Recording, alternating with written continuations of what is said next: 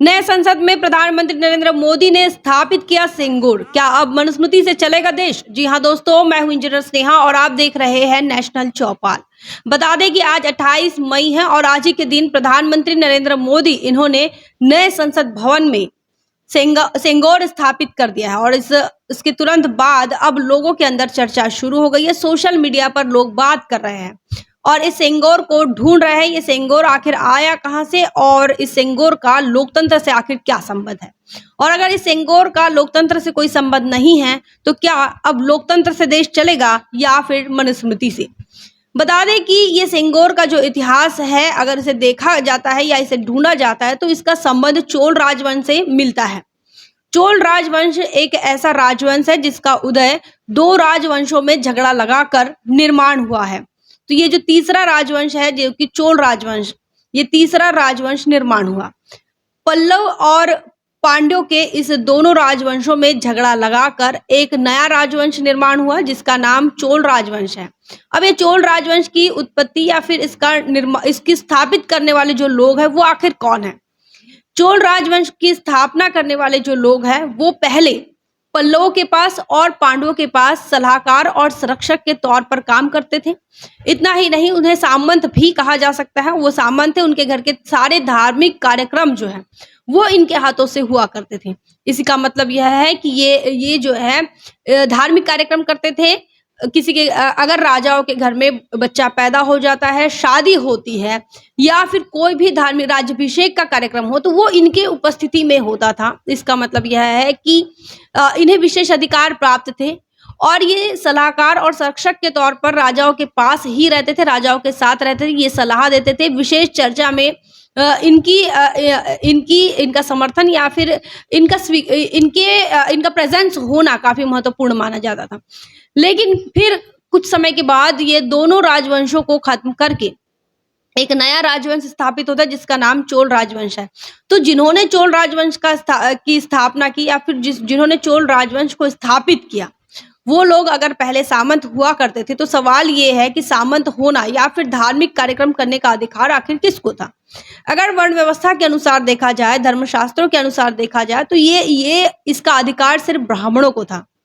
जो जाति से ब्राह्मण है और वर्ण से ब्राह्मण है वही व्यक्ति धार्मिक कार्यक्रम, राज्याभिषेक हो या फिर विवाह का कार्यक्रम हो या फिर युवराज का जन्म होता है तो उसके जन्म को लेकर कोई उत्सव हो रहा है तो उसमें उसकी जो मध्यस्थता है, उस कार्यक्रम का आयोजन है वो जिसके उपस्थिति में होना है वह ब्राह्मण होगा। इतना ही नहीं, राजाओं को सलाह देने का काम, राजाओं के राज दरबार में संरक्षक की तरह काम करने का जो अधिकार था वो ब्राह्मणों को था।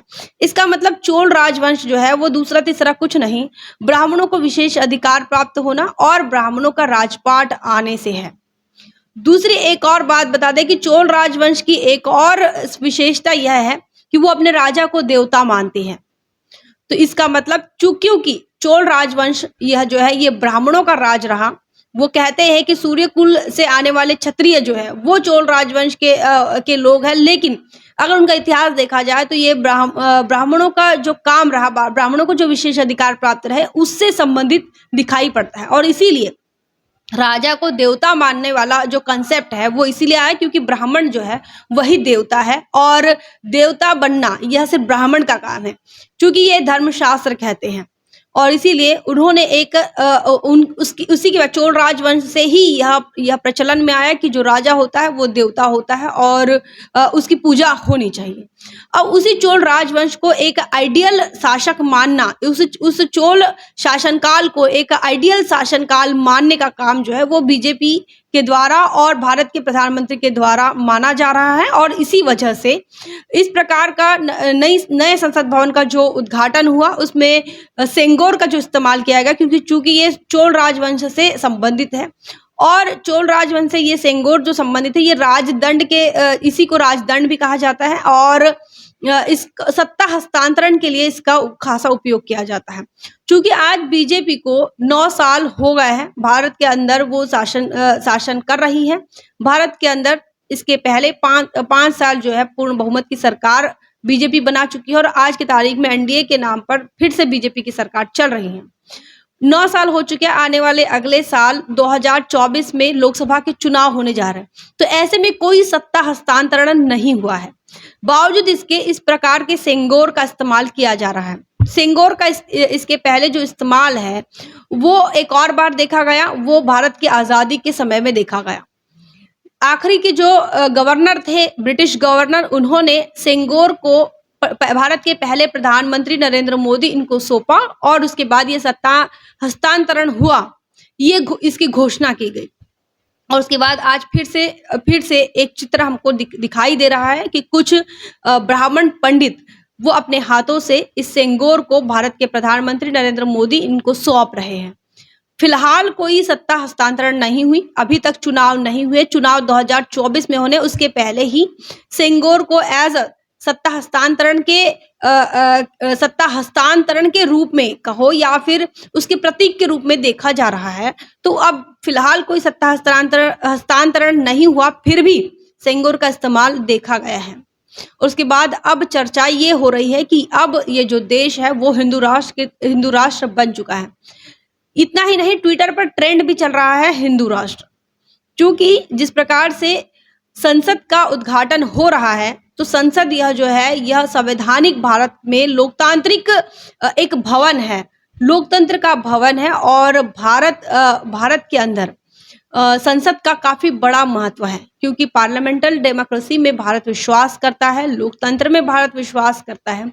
तो ऐसे में इस लोकतंत्र का आखिर धर्म क्या है, इस डेमोक्रेसी का धर्म क्या है, या संसद का धर्म क्या है, और संवैधानिक पद पर रहने वाले किसी व्यक्ति का, चाहे फिर वो प्रधानमंत्री हो, चाहे वो राष्ट्रपति हो, चाहे फिर वो मुख्यमंत्री हो, या फिर उसके बाद के तमाम सारे मंत्रिमंडल के मंत्री हो, या फिर जो भी कोई इस लोकतंत्र का प्रतिनिधित्व करने वाले व्यक्ति, उनका आखिर धर्म क्या है। लोकतंत्र के 4 स्तंभ है, उन 4 स्तंभों का आखिर अपने आप में जो महत्व है, उसका क्या धर्म है, इस पर आज सवाल खड़े हो रहे हैं। और ये चिंता की बात है, क्योंकि लोकतंत्र की हम बात करते हैं, और इस लोकतंत्र में यह जो लोकतंत्र है देश के सर्वसमावेशक लोगों के लिए है, सभी जाति के लोगों के लिए है, सभी धर्म के लोगों के लिए है। इस देश के अंदर लगभग 7,000 से अधिक जो है वो बैकवर्ड कम्युनिटीज में जातियां हैं। इसी के साथ साथ इस देश के अंदर अलग अलग धर्म के लोग रहते हैं। ना सिर्फ हिंदू इस देश का नागरिक है, बल्कि इस देश का नागरिक बुद्धिस्ट है, इस देश का नागरिक मुसलमान है, इस देश का नागरिक क्रिश्चियन है, जैन है, पारसी है, सिख है। तो ये तमाम लोग इस देश के अंदर रहते हैं, और इन्हीं के मान सम्मान की खातिर भारत का संविधान जो है इन्हें अपने धार्मिक उपासना की आज़ादी देता है, धार्मिक आस्था रखने की आज़ादी देता है कि आप अपने धर्म का लालन पालन कर सकते हैं। लेकिन जब आप संवैधानिक पद पर आते हैं, तो ऐसे में अगर संवैधानिक पद पर आते हैं तो पहले हमें ये देखना होगा कि हमारे संविधान का धर्म क्या है, संविधान का धर्म क्या कहता है, संविधान का कौन सा धर्म है। तो संविधान का कोई धर्म नहीं है, संविधान धर्मनिरपेक्ष है। संविधान के सामने या कानून के सामने, लॉ के सामने हर व्यक्ति समान है, चाहे वो राजा हो या फिर रंक।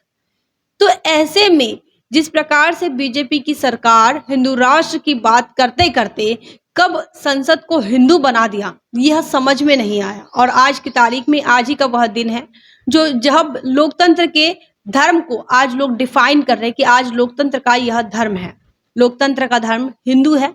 क्योंकि मंत्रोच्चार से ये जो सेंगोल है ये स्थापित किया गया, इसका हस्तांतरण मंत्रोच्चार से किया गया। मंत्रोच्चार का जो संबंध है वो हिंदू धर्म से है, ब्राह्मणी धर्म से है, संस्कृत से है।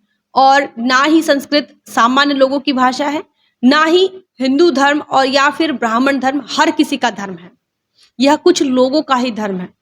चोल राजवंश की संकल्पना लेकर आज बीजेपी जो है वो हिंदू राष्ट्र के सपने को साकार कर रही हैं, अपने आरएसएस के एजेंडे को पूरा कर रही हैं। आज तक हमने देखा कि भारत और भारत की संसद की जब भी बात आई, सम्राट अशोक की बात हुआ करती थी, सम्राट अशोक के प्रतीकों की बात हुआ करती थी, और वो चीज हमने इतिहास के अंदर पाई है और उसे पढ़ा है। लेकिन अब नए इतिहास को गढ़ा जा रहा है, और वो इतिहास यह है कि भारत यह हिंदू राष्ट्र रहा। जब इस चोल राजवंश के बारे में पढ़ते हैं तो यह स्वर्ण काल नहीं है, ऐसा कई लेखकों ने लिखा है। ऐसा इस पर कई लेख लोगों ने लिख चुके हैं, कई आर्टिकल्स इस पर आ चुके हैं कि चोल राजवंश तमिल लोगों के लिए स्वर्ण काल नहीं था, ये स्वर्ण युग नहीं था, बल्कि ये कुछ मुट्ठी भर लोगों के लिए ही यह शासनकाल रहा। इतना ही नहीं, अगर हम देखें तो सामाजिक स्थिति जो रही चोल राजवंश में, वो सामाजिक स्थिति कैसी थी? तो चोल राजवंश में वर्ण व्यवस्था के आधार पर लोग जीवन यापन कर रहे थे, जिसमें ब्राह्मणों को विशेष अधिकार प्राप्त थे। इतना ही नहीं, सती प्रथा जो है वो एग्जिस्ट करती थी चोल राजवंश में। मतलब परिवर्तन, सामाजिक परिवर्तन जो है, जिसे आज हम सामाजिक परिवर्तन कहते हैं, और जो बदलाव आज हम देख रहे हैं वो चोल राजवंश को मान्य नहीं है। उसमें जो सवर्ण पुरुष है उसे बहुत सारी शादियां, मतलब बहुविवाह करने की आजादी थी। इतना ही नहीं, जो ब्राह्मण थे उनकी बस्तियां अलग और गैर ब्राह्मणों की बस्तियां अलग, इस प्रकार की सामाजिक स्थिति रही है। इतना ही नहीं, अगर हम आपको ये भी बता दें तो चोल राजवंश में देवदासी प्रथा जो है वो काफी प्रचलन में रही, और देवदासी प्रथा तमाम लोग जानते हैं कि किस प्रकार महिलाओं के अपमान से जुड़ी हुई ये प्रथा है। तो इस प्रकार धर्मशास्त्रों के अनुसार जहाँ शासन व्यवस्था चलती रही वो चोल राज व्यवस्था है। चोल राजवंश, चोल साम्राज्य वो धार्मिक और ब्राह्मणों के वर्चस्व का शासनकाल है, और उस शासनकाल को अगर इस देश के प्रधानमंत्री आइडियल मानते हैं तो ये आने वाले भविष्य के लिए काफी खतरनाक साबित हो सकता है। इतना ही नहीं, आपको ये भी बता दें कि चोल परंपरा में या फिर चोल राजवंशों की परंपरा में जो राजा हुआ करता था वही सर्वे सर्वा हुआ करता था, वही देवता हुआ करता था। क्योंकि ये चोल राजवंश जो है ये ब्राह्मणों के वर्चस्व का ही नहीं बल्कि ब्राह्मणों का शासनकाल रहा। तो जो ब्राह्मण है वही देवता है, और जो देवता है वही ब्राह्मण है, और उसकी पूजा होनी चाहिए। ये जो परंपरा है ये चोल राजवंश की परंपरा है। वही भारत का संविधान के तरफ अगर हम पलटते हैं या फिर उसे अगर हम देखते हैं तो उसका क्या कहना है? भारत का संविधान कहता है देश का कोई अपना धर्म नहीं है। देश के अंदर आप लोकतंत्र में जितने भी पिलर है, चाहे वो संसद हो, चाहे वह न्यायपालिका हो, चाहे वह कार्यपालिका हो, चाहे फिर वह मीडिया है, इन चारों का कोई अपना धर्म नहीं होगा। वो धर्मनिरपेक्ष रहेंगे, वो सेक्युलर रहेंगे। लेकिन आज की तारीख में न्यायपालिका पर सवाल खड़े हो रहे हैं। मीडिया, तमाम लोग जानते हैं कि मीडिया किस प्रकार से बायस होकर काम कर रही है। तमाम सारे लोग जानते हैं कि कार्यपालिका किस प्रकार से मैनिपुलेट हो रही है, और अब संसद की बारी है। लोगों को यह लगता है कि संसद जो है वह भारत के संविधान के अनुसार जो है वो निष्पक्ष है, ये अब तक लग रहा था। और हिंदू राष्ट्र की संकल्पना की जब लोग बात कर रहे थे तो ये काफी मुश्किल लगता था कि भारत के अंदर भारत को हिंदू राष्ट्र बनाना बहुत मुश्किल काम है। लेकिन ये मुश्किल काम जो है वो भारत के प्रधानमंत्री नरेंद्र मोदी इन्होंने आसान कर दिया है। कभी गंगा नदी के किनारे पूजा करना ये देखा गया, कभी मंदिरों में बैठकर आरती करना, भाषणों में ओम नमः शिवाय या फिर हर हर महादेव कहना, ये तमाम चीजें क्या बताती हैं? एक मुख्य पद पर, एक संवैधानिक पद पर रहकर एक विशेष धर्म के लिए किसी भी प्रधानमंत्री का जो विशेष आकर्षण है, उससे यह समझ आता है कि वो किस प्रकार से बायस प्रधानमंत्री हैं। आज संसद को बायस बना दिया, संसद को हिंदू बना दिया। आज तक संसद जो है वो डेमोक्रेसी के लिए पहचानी जाती थी, अब ये संसद जो है वो हिंदू धर्म के स्थापना के लिए पहचानी जाएंगी। क्योंकि जिस प्रकार से कार्यक्रम हो रहा है, जिस प्रकार से रीति रिवाजों का पालन हो रहा है, जिस प्रकार से मंत्रोच्चार हो रहा है, इससे यही लग रहा है। लेकिन बहुजन समाज को अब भी और समय है कि बहुजन समाज इसको समझ ले।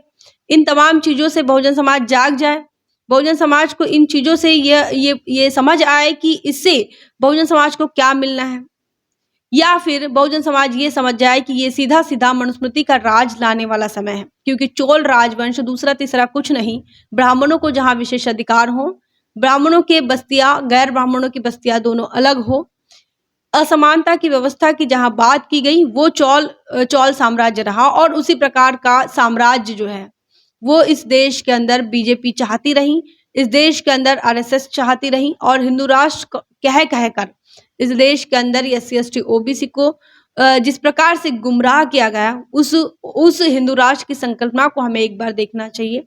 उस हिंदू राष्ट्र की संकल्पना में मनुस्मृति का राज चलता है, संविधान का राज नहीं चलता। उस मनुस्मृति के शासनकाल में पढ़ने लिखने का अधिकार सिर्फ कुछ लोगों को होता है। उस मनुस्मृति के शासनकाल में राजपाट करने का अधिकार कुछ लोगों को होता है। उस मनुस्मृति के राज में कुछ लोगों को बिल्कुल भी अधिकार नहीं होते, जिसमें कि दलितों को कोई अधिकार नहीं, आदिवासियों को कोई अधिकार नहीं होते। उनकी पिटाई होती है, उनका उत्पीड़न होता है, उनके साथ एट्रोसिटीज होती हैं। मनुस्मृति के राज में ओबीसी के साथ सामाजिक बहिष्कार किया जाता है, उनसे काम तो लिया जाता है, लेकिन उसके बदले में उन्हें कुछ भी नहीं दिया जाता। ये मनुस्मृति का राज है। तो साथियों, इस दोनों विषयों को आप कैसे देखते हैं कि सेंगोल का जो इस्तेमाल भारत के संसद के लिए किया गया, या फिर जो चोल राजवंश की वंश से जोड़ा जा रहा है। इतना ही नहीं, विनायक दामोदर सावरकर इनके जन्मदिन के मौके पर, इनके जयंती के मौके पर इस प्रकार का कार्यक्रम हो रहा है। मनुस्मृति को लेकर लोग बात कर रहे हैं कि ये मनुस्मृति का काल है। लोग इसे हिंदू राष्ट्र की तरफ देख रहे हैं, हिंदू राष्ट्र की ओर देख रहे हैं। आप कैसे देखते हैं? कमेंट सेक्शन में जरूर लिखें। बने रहे नेशनल चौपाल पर। जय भीम, जय भारत। बहुजन विचारधारा को घर घर तक पहुंचाने के लिए हमारे YouTube चैनल को सब्सक्राइब करें, लाइक करें, कमेंट करें, शेयर करें और बेल आइकन की घंटी दबाना ना भूलें।